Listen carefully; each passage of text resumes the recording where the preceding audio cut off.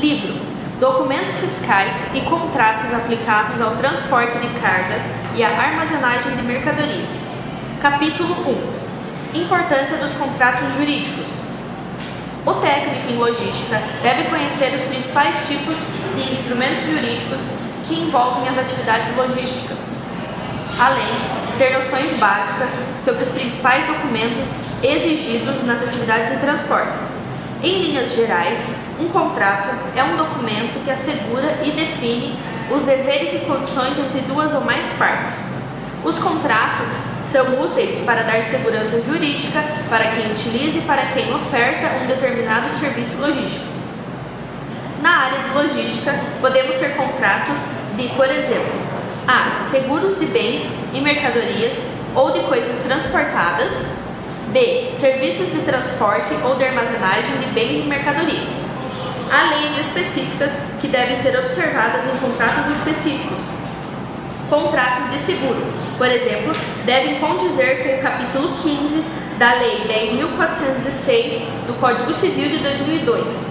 Já contratos de locação devem respeitar a Lei número 8.245, de 18 de outubro de 1991. Não é dever do técnico em logística conhecer em profundidade tais leis ou analisar tais contratos. No entanto, é importante que se saiba a importância deles para as atividades logísticas. Acordos informais ou de boca devem ser evitados, a fim de evitar problemas futuros, mesmo ou talvez principalmente para os profissionais autônomos. Ao firmar um contrato formal entre duas ou mais partes, é como se fosse criada uma lei específica para o caso e poderá ser exigida em juízo o seu cumprimento. Capítulo 2. Documentos relacionados ao transporte de cargas. Os três principais documentos relacionados ao transporte de cargas são: 1. Nota fiscal eletrônica, NFE. 2. Conhecimento de transporte eletrônico, CTE. E 3. Manifesto eletrônico de documentos fiscais, MEFE. Para cada um desses três documentos eletrônicos, há um documento físico auxiliar, a saber: 1. Para a NFE, existe o documento auxiliar de nota fiscal eletrônica, DANF. 2. Para o CTE, existe o documento auxiliar de conhecimento de transporte eletrônico, DACT. 3. Para o MDFE, existe o documento auxiliar do Manifesto Eletrônico de Documentos Fiscais, DANDFE. Nos próximos subcapítulos, estudaremos um pouco mais sobre esses três documentos eletrônicos e seus respectivos documentos auxiliares. 2.1 NFE. Em 2005, o ajuste CINEF 7, de 30 de setembro de 2005, criou a Nota Fiscal Eletrônica, NFE, e o documento auxiliar da Nota Fiscal Eletrônica, DANF. A NFE substituiu a Nota Fiscal Modelo 1 ou 1A e a Nota Fiscal de Produtor, Modelo 4. O objetivo da criação da NFE foi o de documentar operações com validade jurídica assegurada por assinatura digital do emitente e ser utilizada pela administração tributária dos estados. A NFE deverá ser emitida por meio de software desenvolvido ou adquirido pelo contribuinte, observadas uma série de formalidades, como, por exemplo, ser elaborado no padrão XML, ter uma numeração e esta ser sequencial de 1A 999, 999, 999, deverá ainda conter um código numérico gerado pelo emitente que comporá a chave de acesso de identificação da NFE, dentre outras formalidades. Como dito no início do capítulo 2, existe um documento auxiliar da NFE, o conhecido DANF. O DANF é o documento que deve acompanhar o trânsito de mercadoria, vinculado a uma NFE, e serve também para facilitar a consulta da NFE por autoridades fiscais. 2.2 CTE. O conhecimento de transporte eletrônico, CTE, foi instituído em 2007 como opção para substituir 6 outros documentos. 1. Conhecimento de transporte rodoviário de cargas, CTRC, modelo 8. 2. Conhecimento de transporte aquaviário de cargas, modelo 9. 3. Conhecimento aéreo, modelo 10. 4. Conhecimento de transporte ferroviário de cargas, modelo 11. E 5. Nota fiscal de serviço de transporte ferroviário de cargas, modelo 27. Em 2013, a utilização do CTE passou a ser obrigatória.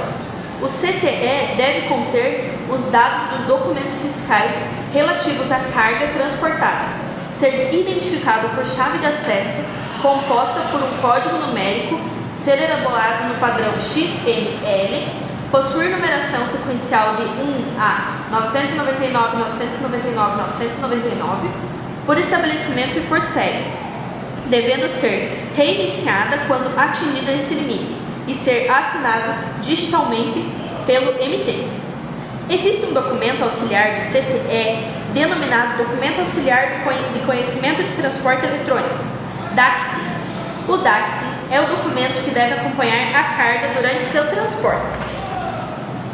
O DACT deve ter formato mínimo A5 e máximo ofício 2, ser impresso em papel e possuir títulos e informações dos campos grafados de modo que seus dizeres e indicações estejam legíveis. Ele também deve conter código de barras e será utilizado para acompanhar a carga durante o transporte. 2.3 MDFE. O ajuste CINIF 21 de 2010 instituiu o Manifesto Eletrônico de Documentos Fiscais, o MDFE, modelo 58. Este documento substituiu o antigo Manifesto de Carga, instituído em 1989. O MDFE deve ser emitido 1. Pelo contribuinte emitente de CTE, modelo 57. 2. Pelo contribuinte emitente de NFE no transporte de bens ou mercadorias realizado em veículos próprios ou arrendados ou mediante contratação de transportador autônomo de cargas. O MDFE deve ser emitido sempre que haja transbordo, transferência de carga entre veículos de mesmo tipo, redespacho, subcontratação ou substituição do veículo, de container ou inclusão de novas mercadorias ou documentos fiscais, bem como na hipótese de retenção imprevista de parte da carga transportada. Para cada descarregamento em diferentes unidades federadas, deve ser emitido um MDFE diferente, agregando em cada um deles os documentos referentes às cargas a serem descarregadas em cada uma das unidades federadas. Não é obrigado a emitir o MDFE para as operações realizadas por 1. Microempreendedor individual, MEI. 2. Pessoa física ou jurídica não inscrita no cadastro de contribuintes do ICMS. 3. Produtor rural, acobertados por nota fiscal avulsa eletrônica, NFAE, modelo 55. 4. Pessoa física ou jurídica responsável pelo transporte de veículo novo, cegonhas, não emplacado, quando este for o próprio meio de transporte, inclusive quando estiver transportando veículo novo não emplacado no mesmo adquirente. O MDFE deve ser por meio de software desenvolvido ou adquirido pelo contribuinte, devendo, no mínimo, conter a identificação dos documentos fiscais relativos à carga transportada, ser identificado por chave de acesso composta por código numérico, além de ser elaborado no padrão XML. O MDFE deve ainda possuir numeração sequencial de 1 a 999, 999, 999, devendo ainda ser assinado digitalmente pelo emitente, com certificação digital realizada dentro da cadeia de certificação da infraestrutura de chaves públicas brasileiras, ICP Brasil. Após a concessão da autorização do uso do MDFE, o arquivo não poderá ser alterado. Para cada MDFE, existe um documento auxiliar do MDFE físico, o DAMDFE. O DAMDFE é o documento que deve acompanhar a carga durante o transporte e possibilitar às unidades federadas o controle dos documentos, fiscais vinculados ao MDFE. O DAMDFE só pode ser utilizado para acompanhar a carga durante o transporte, após a concessão da autorização de uso do MDFE. O DAMDFE deve ser formato mínimo A4 e máximo A3, impresso em papel, exceto papel jornal, de modo que seus dizeres e indicações estejam bem legíveis, devendo conter também um código de barras.